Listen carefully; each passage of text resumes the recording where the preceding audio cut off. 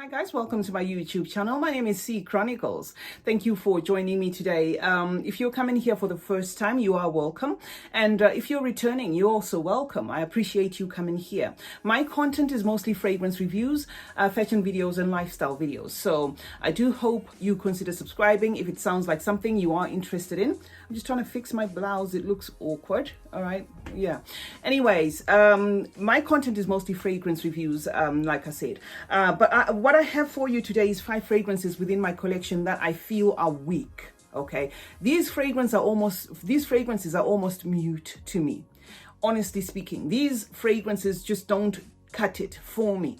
They are pretty, okay, they smell fabulous, but they just do not do nothing for me in terms of performance. Okay, so I'm going to go straight to the first one. The first one is going to be Bulgari's Guerlain, the Roman Night, and this is Sensual. Okay, this is the Sensual version. This is an EDP. I had to check underneath just to make sure it was an EDP because I was wondering what is happening with this fragrance. This fragrance, guys, is really... It's got your mulberry there, and you can smell the mulberry. The mulberry here is really, realistic. If you've eaten mulberry before, or you've been exposed to, or you've eaten some jam or mulberry juice or something like that, you will definitely recognize that smell.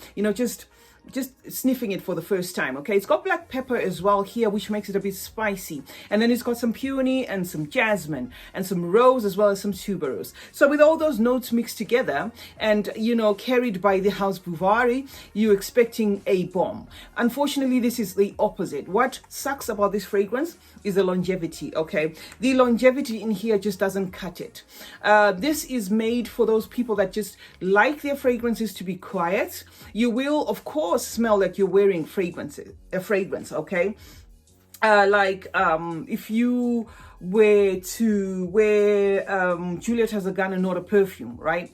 That one is a tricky one. It's either you like it or you don't like it. It's there, but it's not exactly making any statement, really. That's what I get from here. You will have that pretty vibe going on, around you, as though you're wearing clothes that have been, say, washed and then put some fabric softener on there, where you've got that general beautiful smell around you. I'm not saying it smells like fabric softener, but I'm saying it gives you that beautiful general scent around you, but it goes nowhere. It's just the beginning and the end of it. So yes, it's mute to me in that sense. Would I repurchase it again? Definitely not, because of that. It sucks. And considering the price point, I don't think it's one that I would definitely recommend or repurchase again. I did put this one on the recommendations for the frontline workers. It's ideal, I guess, for people that work with groups, work with public, the nursing stuff, that kind of setting where you're working around people that do not, fragrance shouldn't be like the first thing that they smell on you. So definitely ideal for nurses, doctors,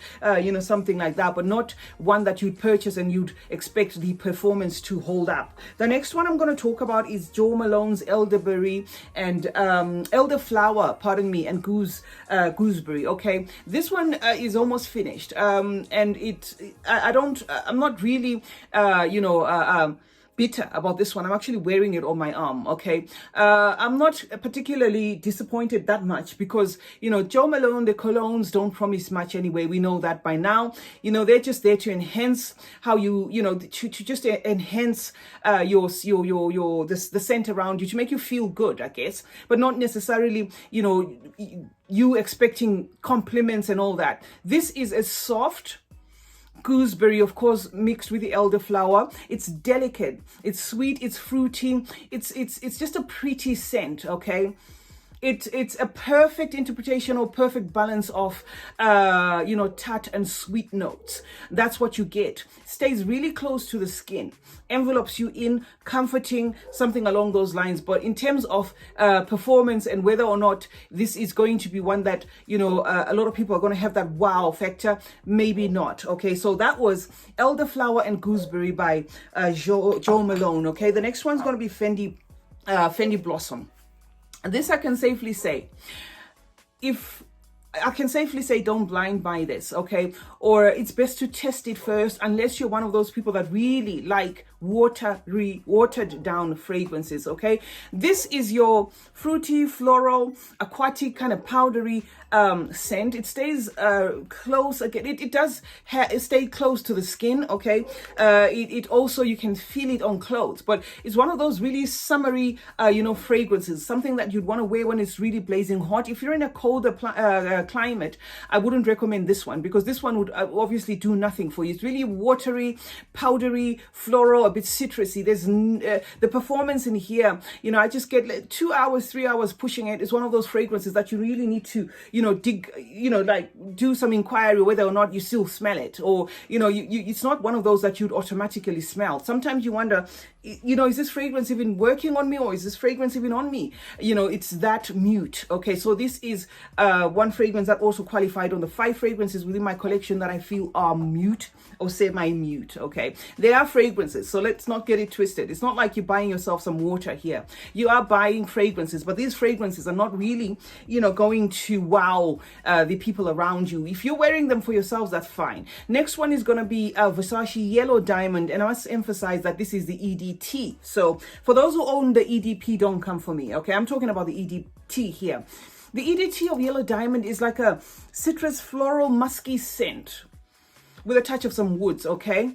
Really light, really generic scent. That, to me, the first time I unboxed this, I did say it, here, that this is doing nothing for me. I've been trying so hard to get to appreciate this, and I regret so much not buying the EDP, because I think the EDP would have done better for me. Unfortunately, I bought the wrong one, I guess. And it's really light, it's flowy, it's light, it's really delicate. It's kind of it's just that fragrance that, if you know somebody who doesn't like fragrances, but they do tolerate a few of the softer ones from time to time, then this is a recommendation. Okay, I mostly wear it with other fragrances. I will wear it on my skin because it gives off like what